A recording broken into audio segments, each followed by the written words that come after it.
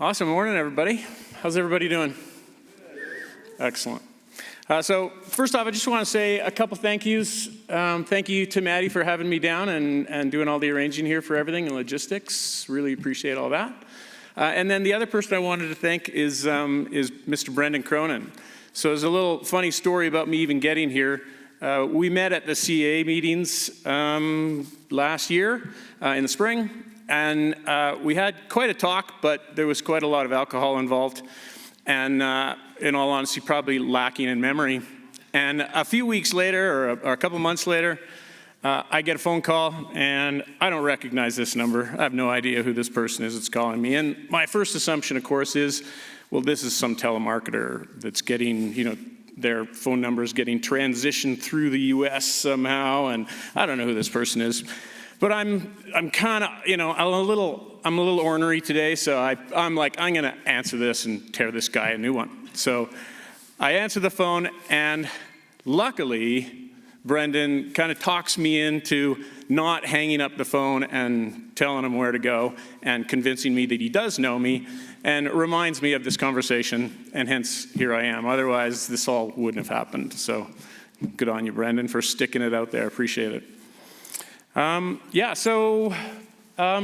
First off, how many folks in the room were actually born and raised in Wyoming or Jackson? How many locals are there? Okay, I don't see that many hands. So I guess everyone else has come from somewhere else. So we got the smart ones that were born and stuck it out here and are still here. And then we got the smart ones that showed up to play. I like it. For me, I actually have been here 3 times. I showed up for the ISSW a bunch of years ago, did a motorbike trip through, and then now this is my 3rd trip down. So really appreciate you guys bringing me down for it. And yesterday, I had the opportunity to fly in from Denver, and beautiful blue sky day, got an amazing look at all the mountains, and I got to just say, this is a beautiful place that you guys all get to work in and play in. This is an amazing place. So thank you for having me down. All right. Yeah, you can. Yeah. Step 1, butter up audience. So we're good to go there. Excellent. All right, so now I got to start using this thing here. All right, so the Brucejack Avalanche program. So I actually made this presentation with a senior technician up at the mine, Brendan Martland, and Brendan and I had been chatting, and we kind of realized that there was a bit of a veil of secrecy around the gold mine within the Canadian avalanche world, and people really didn't know what was going on up there. We were often getting kind of all kinds of questions about the place, and to the point that in my last bunch of years as supervisor, when I would interview folks, no one had a clue what they were even applying to. They had no idea. They just heard Brucejack's cool, I want to work there. So we decided we should do a presentation, put something together so we could educate the Canadian avalanche community about what we're doing, kind of set the stage for future case studies, giving people a point of reference, that kind of thing. And as well, it was also, to be honest, a bit of a sales pitch to ensure that I always had people interested in working for me. But it was kind of not necessarily the best introduction to that, because it's a pretty serious place to work. So it was like, if you're going to apply, make sure you bring it, kind of a talk as well. So I've transitioned that here into something a little bit more for you guys. And it's transitioned previously when I was invited by Janie. I don't know if she's here from the AAA.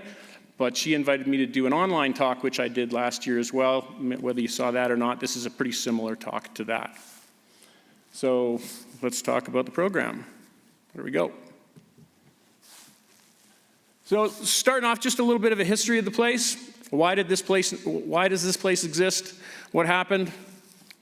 And the history is, it's in northern British Columbia and pretty close to the town of Hyder, Alaska, which its sister town is this town of Stewart in British Columbia. And that was like the jumping off point for everyone with a nickel in their pocket looking to make their life in the world of gold mining or whatever they were going to stake their world on for about 100 years. And so the area is known as the Golden Triangle. That's the zone that we're working in. And then the main deposit that they are pulling out of the ground there was actually discovered sometime in the 80s. And it's like high-grade gold, but I think everyone was pretty intimidated by the location. Like, yeah, there's gold here, but how the heck are we going to get this stuff actually to market? How are we going to get it out of the ground? It's so far in the mountains. And along came this company called Pretium in 2010. So they acquired the claim in 2010, and they were some ballsy guys and gals. And they went, we can do this. They convinced a whole lot of people that they had the money to make it happen. And then in 2015 to 2017, they put their money where their mouth was and actually made it happen. So it's almost a presentation and a story all on its own, how these guys went about actually creating this place in the middle of nowhere. And the power line, you can see the big helicopter there putting that power line tower in place. That alone probably deserves an Avalanche presentation, because what they did was they started building in the summer of 2015. They went through all of 2016 through a full winter and then finished in 2017. So they built this place during a British Columbia winter, northern British Columbia winter, which is a pretty serious thing to do. And the avalanche control was off the charts. They had, I'm not sure, they had way more techs than we do now looking after that whole power line while they were building it through glaciated, mountainous terrain. It was a pretty serious place to build something. Pretium was then acquired by Newcrest, a big global mining company, in March of 2022. And as so happens in the ocean, a bigger fish came along, and Newcrest was acquired by Newmont in November of 2023. So that's where we're at right now. We've got this fully operational mine, and we're now owned by Newmont. If you're not familiar, Newmont is, again, a big worldwide company. They're actually based in Colorado, and that's who owns us right now. So where is this place? It's a long way up there. So there it is. There's your snowflake in northern British Columbia, kind of off to the side of southeast Alaska. You can see some numbers there.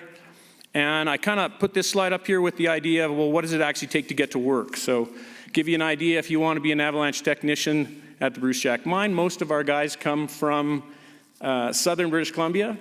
So the travel day to get to that mine starts with some flights or some driving to airports in southern British Columbia. And we fly from Vancouver on private charters straight to Terrace, or potentially flying from the interior through a milk run kind of thing, Kelowna Kamloops, Prince George Terrace. And then from Terrace, we all jump on, why isn't this one forward? There we go. So we jump on some buses, some big Greyhound-style buses, and about 300 kilometers, 3.5, 4 hours worth of travel.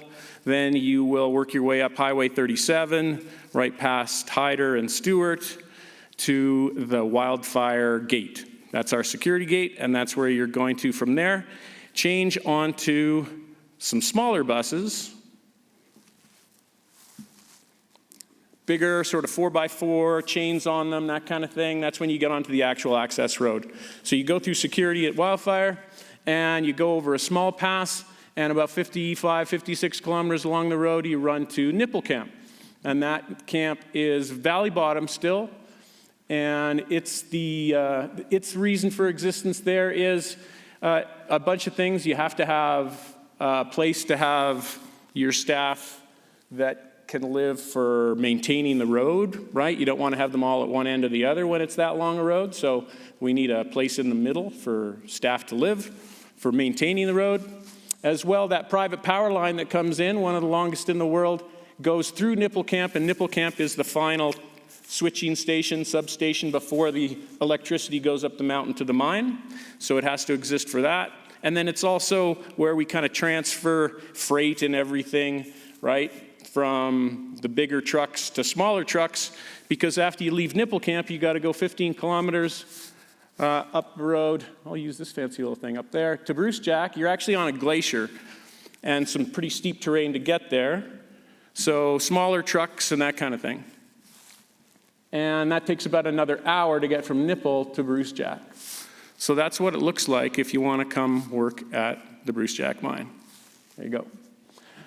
Something we do in Canada, acknowledging that we do work on ancestral lands of Indigenous people in North America here. And so I'm just going to read this out to you. Newmont respectfully acknowledges that Brucejack's operation occur on and near traditional and ancestral lands of the Tahltan Nation, the Niska Nation, the Gittin-Yao-Yulip, and the Setso-Skikamla people.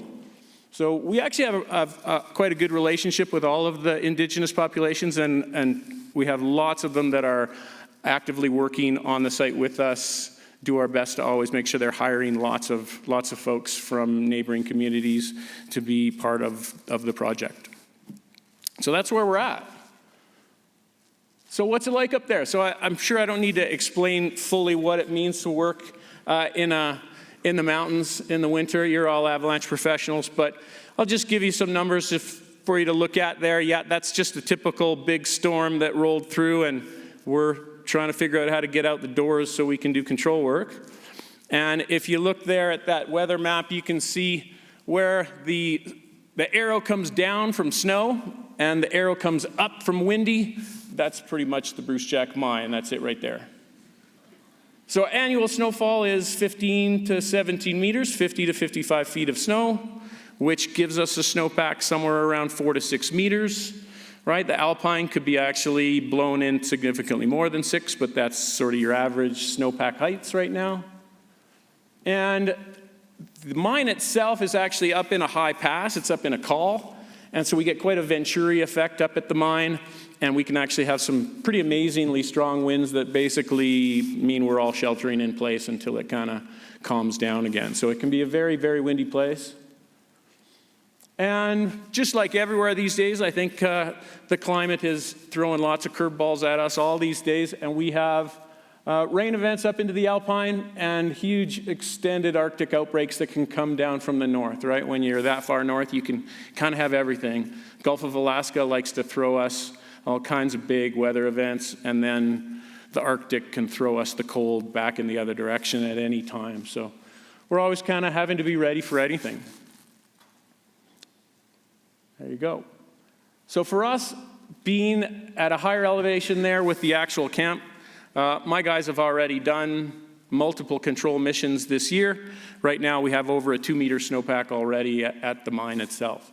So we start in October, and hopefully if things melt out reasonably in the spring, we can be finished in the first week in June. My last control mission I've ever done was, I think, June 7th. So we can be pretty busy for quite a long time. So mountain safety.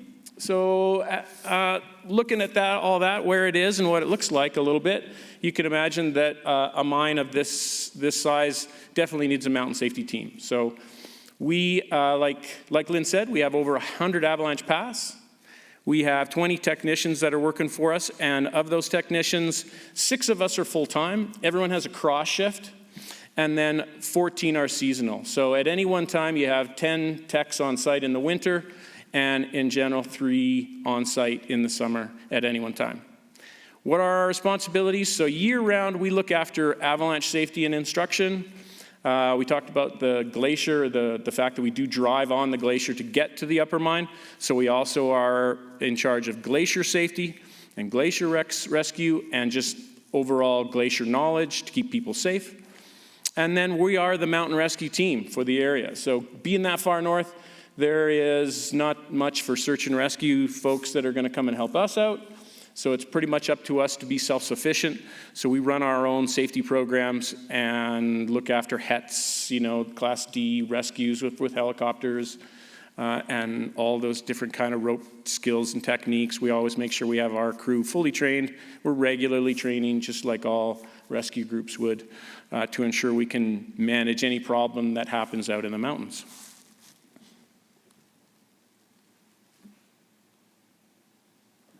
So just looking through, start with the summer program before we get on to the real main event. The 6 of us that are sticking around for the summer, we usually augment that with a few mountain guides to fill in for holidays and that kind of thing. But what are we doing in the summer? We are making sure that our rack systems are ready to go. That's kind of one of the biggest things that we do. A general program maintenance, you know, shovels, probes, transceivers, just like everyone else has to look after all that kind of stuff. Signage, paperwork adjustments. You know, we work for a pretty big corporation, and so that corporation obviously wants lots of paperwork, standard operating procedures updated. Within British Columbia, there's a lot of government oversight that comes with an avalanche program. So OH&S, WorkSafe BC for us, they are heavily involved in making sure we have our avalanche safety plan signed off, those kind of things. Our avalanche blasting procedures have to be signed off by people if there's any changes. So we're doing all those kind of things. As well, though, you can see there's a couple of glacier photographs there, and we are heavily involved in a full glaciation study. So with 10 kilometers of road that we actually travel on the glacier itself is a really key thing for us to understand and monitor, and we want to really look after that and foster that thing lasting a long, long time for us. So we're always very interested there. So we have 2 glaciologists that are permanently on staff for the mine, and those guys work with us. We basically make sure that they're safe when they're out there doing ablation studies and movement studies of the ice, that kind of thing, throughout every summer and anytime they need to do anything during the winter. And then you can see us also on the top right there practicing the HETS rescues as well. But rack maintenance is probably one of the key things, and I would just highlight that for all of you guys. For us, we really need our rack systems, and we can't have failures. So we actually spend quite a bit of time with the manufacturers ensuring that they come and do full maintenance checkovers of everything to ensure that we do not have a problem with the rack during the winter.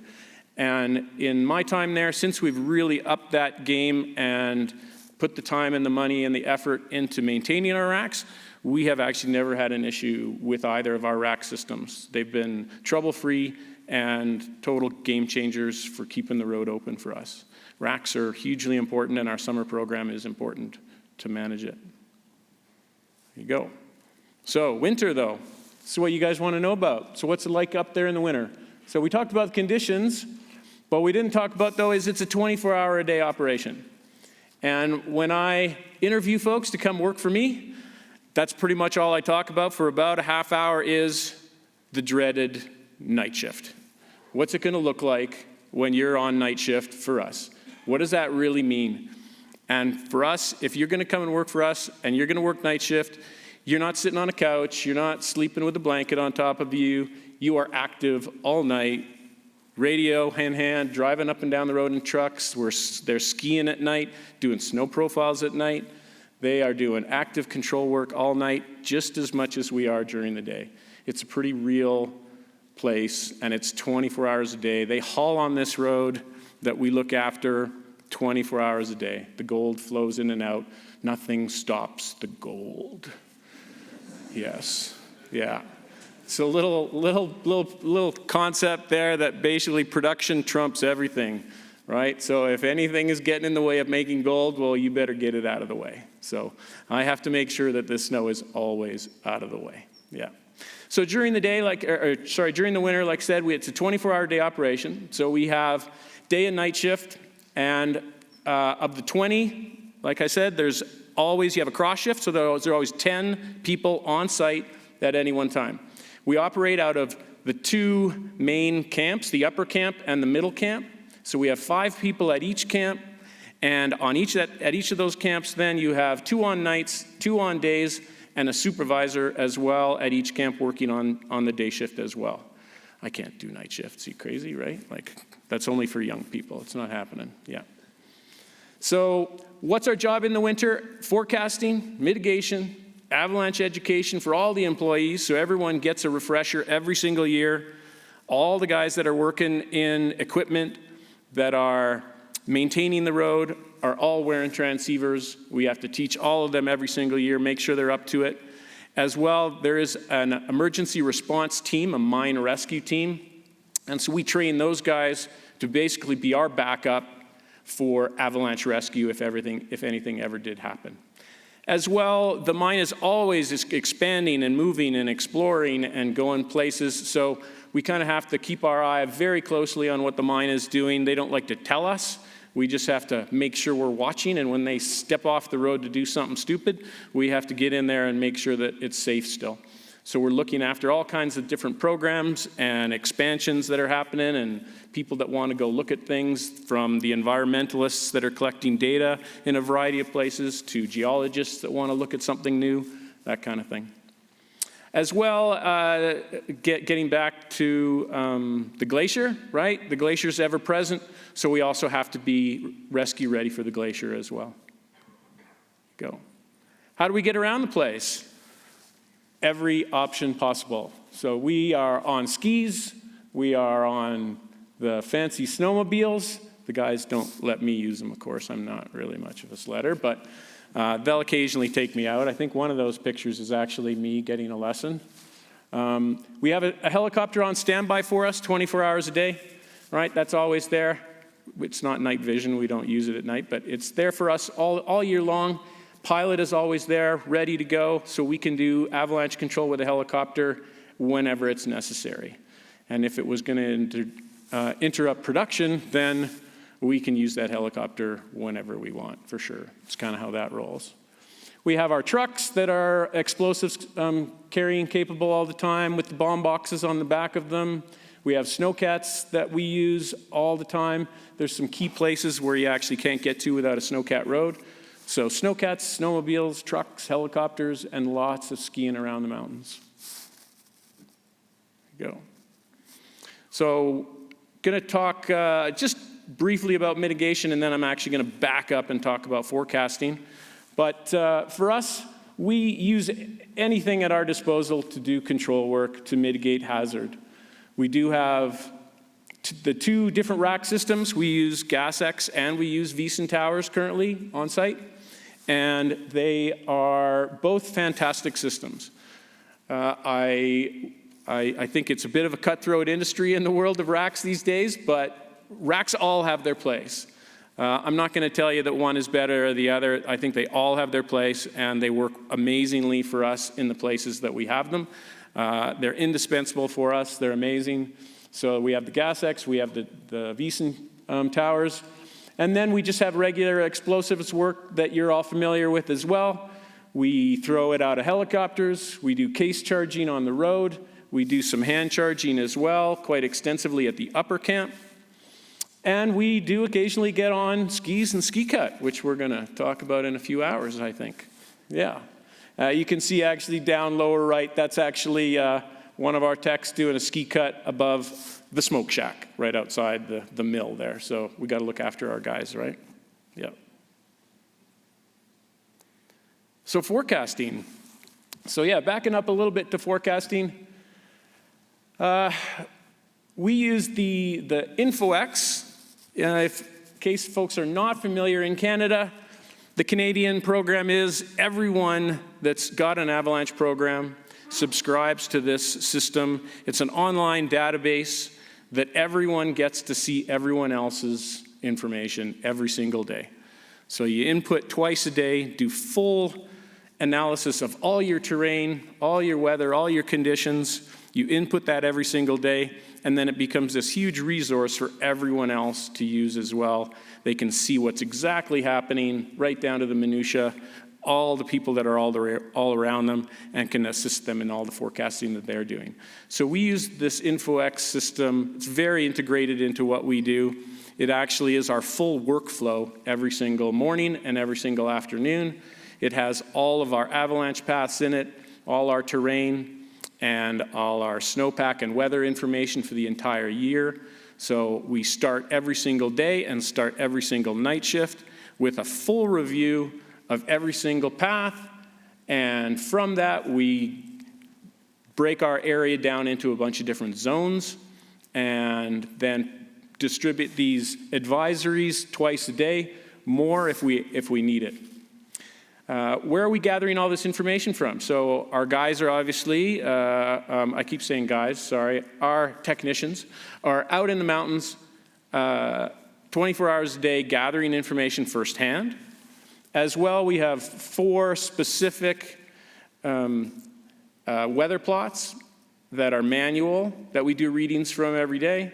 And then we also have 4 automated weather plots that we are gathering information and drawing from every day.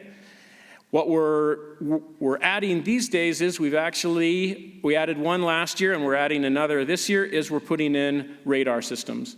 And so those radar systems are gonna be something we're working on to try and integrate into our forecasting programs.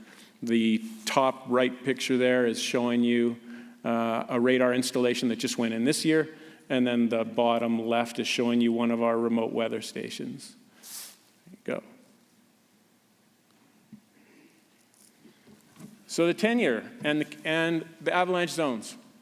So 75 kilometers long, and there's a massive elevation difference, obviously, between the top camp and the bottom camps. Right, Valley Bottom is 430 meters, and up in the high alpine, it's 2,300 meters, right? So with that much elevation and the 50 miles that it is from the main camp all the way inland to the wildfire camp, it's actually a huge change in climate. So it's significantly wetter, significantly more snowpack to the west, and as we get more inland, it dries out quite a bit. So we have to break our zone, our avalanche area, into 10 different zones that we can sort of separate out. If we just lumped it all into one, then we'd be shut down quite a lot based on that upper camp. So we got the 3 camps, we got that 75 kilometers worth of access road broken into 10 avalanche zones and just over 100 paths. So we're just gonna look at the key avalanche zones, so you can get an idea what the whole place actually looks like and what each of them, their nature is a little bit. So this is the actual Brucejack camp itself you're looking at there. The big building obviously is the mill. That's where all the magic happens. And then the smaller buildings are the bunks, all that kind of thing. And then down here, oh, where is it? There you go. That's actually a whole stack of generators in case our power line has a failure. So we have the ability to power the whole place and keep running if things don't go well. So the Brucejack camp itself, we separated out because we have obviously a whole lot more people working, but we also have just a lot smaller little features and people on foot. So we want to forecast a little bit differently than you would a road where you're not going to have people lingering and hanging around all the time. So we separate this place out. For the most part, it's just got sort of, it has a lot of sort of smaller little features like something like this. It does have one larger feature here that can come down onto some buildings. But for the most part, we're just dealing with little roadside attractions, small features, and we can generally keep the mine kind of rolling with just constant attention. And this area is specifically managed, or it's specifically affected because of the elevation. It's a very wind-oriented issue that you're dealing with, right? You got significant snowfall, but the wind is really what's driving the problem up here, right? You can have no snowfall for days, and the wind can still pick up and spank us with some avalanche conditions in the camp itself. There you go. There's Brucejack. And then there is Lakeshore Drive. So Lakeshore Drive, Zone B, and this is a photograph that actually shows pre-mine. So part of the mine is here, and there's no infrastructure showing in this photograph. If I back up, that's here, like that. So that was just after before it was developed. So this road then, the glacier is right there that goes down to Nipple, and then this is where the camp is now, is here, just out of sight, and this is a lake. right here. So again, similar kind of problem to the camp itself in terms of its precip and wind that really are driving us and driving the problem that we manage here on the main road itself. And it's constant kind of direct action right on the road through this zone right here. We don't have any racks in this location, so to access it for control work, we actually have a snowcat road that comes around the back here and up on top to access top sites, and we have a snowcat road that climbs up along here to access for getting into this zone, and then we case charge all the way along here. The upper camp is obviously in the clouds significant amount of the winter, but when we do get a clear patch, we will also augment with helicopter control to manage the avalanche issue up at the mine itself. There you go. So at the bottom of the glacier, you come into a bit of a different looking problem. So this is zone F, and what happened here is it's been a progression as the glacier has receded over the years.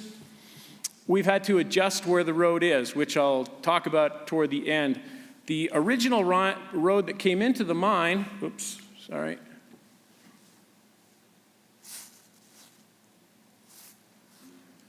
It actually came down here and came onto the glacier here. This was actually glacier only a few years ago. So we didn't actually have any of this hazard in our program 5 years ago. And so when the glacier started receding, then they put this program in here, and they gave us all these Wiesen towers to manage this piece of terrain. So the avalanche problem here is obviously significantly bigger. The elevation here is more like 1,000 feet, 300 meters, versus Lakeshore Drive is maybe only about half that. And it's quite a bit steeper, but it does have some pretty big benches in it. Overall, it's a really complicated piece of terrain with an unbelievable number of start zones all over the place. On top of that, we have a couple of other significant problems, like we have glide cracks that occur in the spring that are pretty catastrophic that we have to manage. And as well, areas like this, for example, we actually have waterfall ice that in the spring comes down and triggers big bulldozed size 2.5s and 3s and stuff. So it's a pretty significant program, pretty significant place to try and do control work, very complicated. You're kind of, splitting it in half sometimes in your head. You've got when is the uppers a problem, when are the lowers a problem, and the WYSAW towers at this point are doing a great job of managing all that for us. This is really more about overall precip rates, and we do have PWLs and slabs that can occur here. Not quite as much wind effect as the upper camp, but still from time to time, the upper targets definitely can have wind effect. And you would think being at the bottom of the glacier, it would be a really, really windy place, but in the winter, it's actually not that bad. But occasionally we will get some downflow and have this area here all kind of load up. Zone F. There you go. Zone G, this is one of my favorite little problems here. As you come down past Nipple Camp, so to give you a context there, the glacier is actually in the cloud here, and Brucejack Camp is right there. So you come down the glacier, past Nipple Camp out of the side of the picture, and then you come along this road, and then back toward the highway. So this tiny little feature here, we lovingly call Slasher. It's only about 400 meters long, but the overall average slope angle is somewhere between 40 and 45 degrees on the whole thing. And we will have avalanches on the road here with as little as 10 to 15 centimeters, and we have a problem. So we're hitting these Gas-X cannons. This is where our Gas-X systems are. We have 6 Gas-X cannons here. And we will hit those cannons, I'm told, by my Gas-X maintenance team there that comes in and helps us in talks with MND that we actually hit these gas X cannons almost more than anyone in the world, right? So these are some of the most well-used cannons apparently out there. You'd have to verify that with M&D, but that's what I'm told. So we'll hit these in storm periods every 15 centimeters of snow, which means in a week, we could be hitting them like 5-10 times in a week. Yeah. Very direct action onto the road, and it's all straight south facing, that feature. So in the spring, it also has lots of heavy, wet snow cleanup. And we will augment that as well again with case charging a little bit. And then we also will use heli bombing to clean up in between cannons whenever we do get clear periods. That's Zone G. Slasher, my fave. So, kind of getting toward the end here. What's next for Brucejack? I kind of had these, I put this slide in because it seemed to be one of the things people were interested in at the end of the talk each time. So I'm just going to answer a few questions before we move to the end. So what's next for Brucejack? So worker safety is definitely huge these days in Canada, and definitely in the world of industrial avalanche control. It's a very big thing, I think, is worker safety. We have had accidents and injuries, and WorkSafe BC and the Mines Act, those guys, they really want that stuff to be minimized. And Newmont is very risk averse as a company, and they want us to be as safe as we can. So how do you keep your workers safe? You keep your workers as much as you can away from avalanches. You keep them away from having to do active control work in the terrain. And so racks is the obvious thing that we're considering doing at that upper camp to increase our safety so we don't have to case charge right underneath our problem quite as often. So that's one of the big things we're looking at doing here in the next few years. And then for us, I think technology is a big thing, and you're gonna hear about drones coming up here real quick. And I think drones, radar, and use of LiDAR for determining what your snowpack looks like across your terrain, I think those things are really gonna start impacting our day-to-day work all the time. And I think you either get on board or retire. I'm hoping to retire, but I'm gonna get sucked in for a little while, I think. So for us, we bought a radar last year, and so far the radar was really mostly used as a planning tool, trying to figure out exactly how many avalanches are crushing this road all the time, and what's our best option for managing it. You know, do we need snow sheds? Do we need snow sheds? Do we need more racks? What do we need to manage a piece of terrain? And so it's really been more of a planning tool, and I think we would like to try and get that more into where it's actually part of the operation and we're using a bit more directly the radar. So that's something we want to do as we move forward, I think. And then there is some changing access road positions that we're going to be forced to deal with, and that we're hoping get dealt with in both zones F and G, those two bottom locations that I showed you at the end. So for zone F, what's happening here, this is quite a program we're going to end up in. Like I said, we actually were on the glacier, and then we've gotten pushed to where the position of the road is now, right? And what's going to happen to us, because of the glacier right here is actually receding to the point that we won't be able to get on it anymore. So what's going to happen to us is they're going to put the road there. I'm just going to let that hang in there in the air for a minute, because that's going to be my life for the next little while. So what are we going to do to manage that? Well, we're actually going to change out VSONs for GasX system, because I just need a shot count that's kind of off the charts now, right? I can't go with 12 shots in a VSON. I actually got to be able to hit these GasX cannons 60, maybe 70 times a winter in order to control avalanches for where they are planning on putting this road. So we've started last summer. We're installing GasX cannons, kind of infilling all up here, right? And we're going to just keep on going, because we have to go around the corner as well onto what we're calling the dark side here to manage this place. As well, that radar, like I said, has actually been a planning tool. And this area here is where one of those big glide crack issues is. And there is plans and engineering toward potentially putting in a snow shed through this zone here to manage that problem. So this is probably one of the bigger avalanche projects, installation projects going on in North America, is that little piece of terrain right there. Yeah. Anyone want to come work at Brucejack, or no?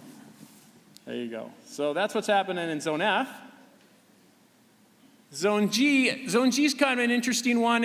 It is an avalanche problem, but it's actually also a summer rockfall problem. So it's a real crumbly piece of crap. God, I keep hitting that thing. Crumbly piece of crap, and all through the summer, it's constantly raining down rocks. And I don't know why the mine doesn't think that's a nice thing when rocks go past vehicles and stuff on the road. So what do we do about that? And maybe a bit counterintuitive, it's not job security for an avalanche technician, but really what should I be doing as someone that works for this mine? I should actually be always telling them how to eliminate the problem, right? So move your road.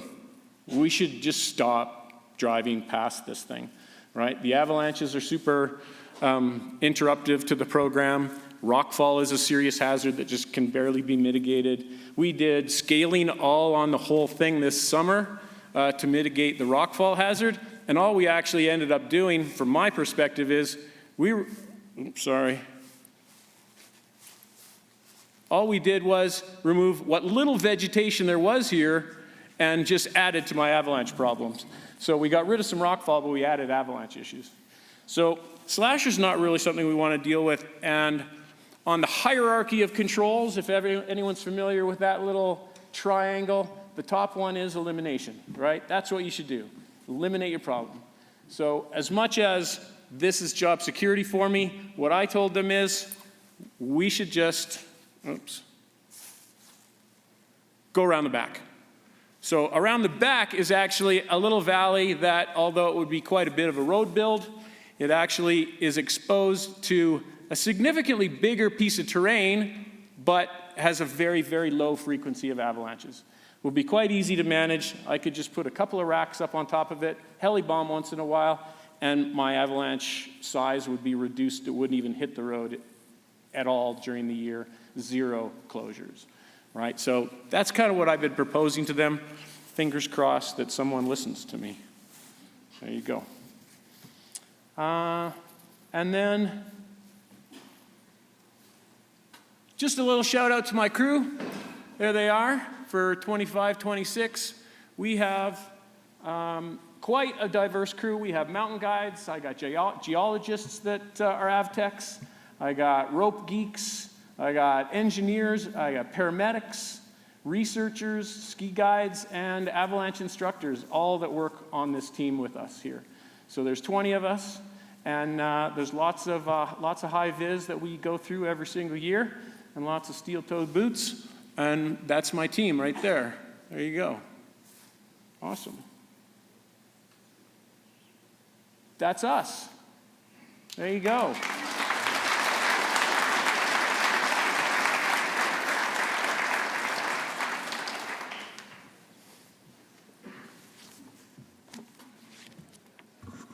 Who out there has questions for Mark? Liz King, go for it. She's asking about the budget. So the budget, yeah. I actually became the supervisor 4 years ago now. And previous to that, I had no idea if there was a budget. And so all of a sudden, my boss moved on, and I moved up the ladder into the supervisor role, and we actually changed departments. And so when we changed departments, we became part of the guys that actually maintain the road. And really excellent guy, no idea about avalanches, and I walked into his office, and I said, so can you give me, like, what do I need to know about the budget? And I still have never seen a budget. No. No one has ever showed me a budget. No one has ever said, Mark, you can't do that. That costs too much money. No. No. Like an example is, for a long time, in the world of explosives, we were, whenever you decided, if you thought it was necessary, you double primed. If you didn't think it was necessary, you single primed, whatever you decided to do. At some point, we had an issue where we had a dud, it didn't go off, and it was kind of slowing things down. That was it, no more, everything's double fused. I just raised the budget, I didn't ask anybody, I just bought more fuses, and now everything's double fused. Yeah. I have the guys, and they say, hey, Mark, can we try out? No problem, I'll order those explosives tomorrow, and you can throw those tomorrow if you want. So no one's ever given me a budget, yes. We do have budgets for racks, definitely, yes, but it's pretty wide open, to be honest. Yeah. I want a new truck, I just get a new truck. Hopefully I didn't blow it up, but. I think that would be a good enticement to go work for you. Like, no, Mark, I want a new truck. Hey, where are you going? Where's he going? I have a question. What kind of personnel turnover do you have? Personnel turnover. So we actually were having an issue for a bunch of years when I was first started out. And then when I got in as supervisor, I kind of had some really long talks with our managers, and I just told them, like, this isn't cool. We're turning over 4 or 5 guys a year, which means that every 2 or 3 years, we're almost in a new crew. And for us, and I think for all avalanche programs, having folks around that really know your terrain, know your weather, know the ins and outs, especially like the micro-terrain features, the nature of big paths and when they react is so key. So I actually forced the issue and really told them that if they don't change this, that this is going to end up in a wreck or we're going to have a problem. And so we actually have some of the best benefit package in the industry in Canada, and we have pretty much the highest wages of any operation in Canada. So our turnover now is, we did 1 this year out of the 20. Yeah, and he went on to private consulting and probably making more money, so yeah. You know what I'm going to say. I guess that's easy if you don't have a budget. Welcome, Mark. That was a wonderful presentation. Thank you so much. Give it up, please.